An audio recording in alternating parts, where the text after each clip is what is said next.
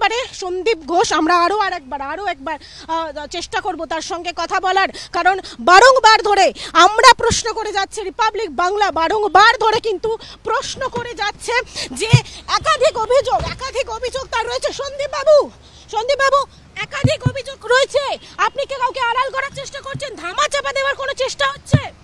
Seminar room lock করে কেন হলো না যখন আপনার কাছে খবর এসেছিল?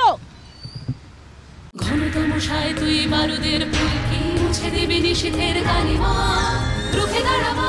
একজন মা হয়ে বলছি, সফল জীবনের জন্য যেমন চাই মজবুত হয়ে ওঠা শিক্ষা, মজবুত চুলের জন্য তেমনই চাই Alopex long and strong hair oil. কিছু বলবেন? সেমিনার রুম কেন লক করা হলো না সন্দীপ বাবু? একাধিক পায়ের ছাপ পাওয়া গিয়েছে, যখন সিএফএসএল এর টিম এসছে তাদের কাছে তথ্য এসেছে। সিবিআই কি জিজ্ঞাসা করছে আপনাকে? যে অভিযোগ উঠছে, যে সিবিআই যেটা জানাচ্ছে যে কথায় অসঙ্গতি আমরা দেখতে পাচ্ছি এই মুহূর্তে সন্দীপ ঘোষ তিনি কিন্তু একাধিক প্রশ্ন তাকে করা হয়েছে, কোনো সদুত্তর তিনি কিন্তু দিচ্ছেন না। অর্থাৎ কার্যত বলা যেতে পারে মুখে এই মুহূর্তে কুলু পেটেছেন সন্দীপ ঘোষ। এই মুহূর্তে আমরা দেখতে পাচ্ছি একেবারে যে সিজিও কমপ্লেক্স থেকে আর কিছুটা দূরত্বেই রয়েছে তার গাড়ি। আমরা তাকে ফলো করছি, তাকে একাধিক প্রশ্ন করছি, তার কারণ গোটা রাজ্য, গোটা দেশ, গোটা পৃথিবীর মানুষ এই মুহূর্তে জানতে চাইছে যে অভয়ার যে খুনি তারা কারা ছিল, এই ঘটনায় আর কারা কারা জড়িত রয়েছে। এই ঘটনায় এই প্রাক্তন অধ্যক্ষ যখন তার কাছে খবর যায় সেদিনকে সকালে, সেই সময় সন্দীপ ঘোষ কেন কোনো পদক্ষেপ নিলেন না? এটা হচ্ছে সব থেকে বড় প্রশ্ন। আমরা সিজিও কমপ্লেক্সের ভেতরে প্রবেশ করলো এবং একেবারে সন্দীপ ঘোষ এই মুহূর্তে সিজিও কমপ্লেক্সের ভেতরে প্রবেশ করলেন এবং আবারও আমরা প্রশ্ন করব, তার কারণ লাগাতার রিপাবলিক বাংলা অভয়ার যারা খুনিরা রয়েছে, যারা দোষীরা রয়েছে তাদের এই মুহূর্তে লাগাতার আমরা দেখতে পাচ্ছি সন্দীপ ঘোষ।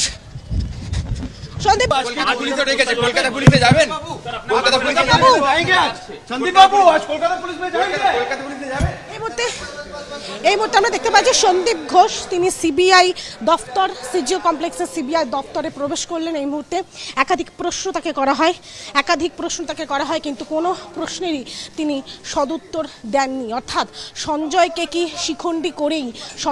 শিখণ্ডী করেই কি কাউকে আড়াল করার চেষ্টা? বা সকাল 9টার সময় তার যখন বাড়ি থেকে বের হয় আমরা তাকে ফলো করি, তাকে একাধিক প্রশ্ন করি যে লালবাজারে তিনি সেই মুহূর্তে যাচ্ছেন কিনা, তার কারণ আজকে সকাল 11টার মধ্যে লালবাজারে হাজিরা দেওয়ার কথা ছিল। সে বিষয়ে কিন্তু তিনি কোনো উত্তর দেননি, বা সিবিআই তাকে কি জিজ্ঞাসাবাদ করছে, বা এই ঘটনার পিছনে আরও কেউ জড়িত রয়েছে কিনা, বা সঞ্জয় রায়কে শিখণ্ডী করা হচ্ছে কিনা, এই একাধিক প্রশ্ন আমি করি কিন্তু কোনো রকম তিনি উত্তর দেননি। এরপর যখন আমরা বারংবার ধরে প্রশ্ন করতে থাকি, তার কারণ শুধুমাত্র এই ঘটনা, এই আরজি করের যে ঘটনা যেখানে অভয়াকে যেভাবে খুন করা হয়েছে, ধর্ষণ করা হয়েছে, নৃশংসভাবে খুন করা হয়েছে, রাজ্য নয়, দেশ নয়, গোটা দুনিয়ার মানুষ জানতে চাইছেন এই ঘটনার নেপথ্যে থেকে রয়েছে বা এই ঘটনার পিছনে কারা রয়েছে এবং কারা কারা আড়াল করার চেষ্টা করছে।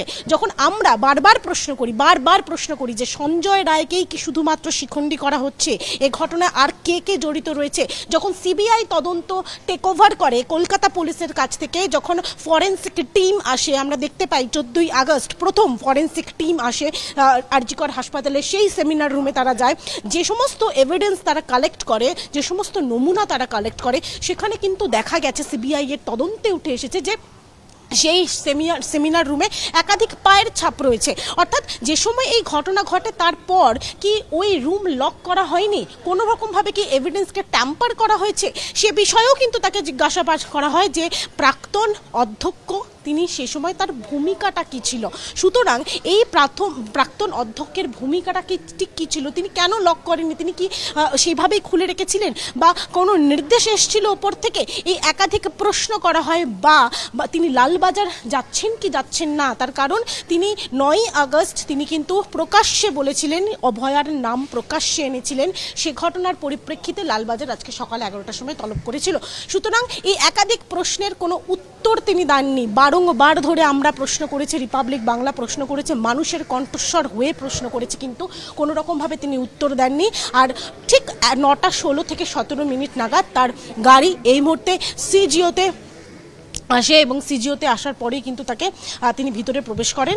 এই মুহূর্তে সিবিআই এর যারা অফিসাররা রয়েছেন তারা এই যে ষষ্ঠবার তাকে যে তলব করা হয়েছে, তিনি ষষ্ঠবার এসেছেন এবং এই মুহূর্তে হাজিরা দিলেন সিবিআই এর দপ্তরে।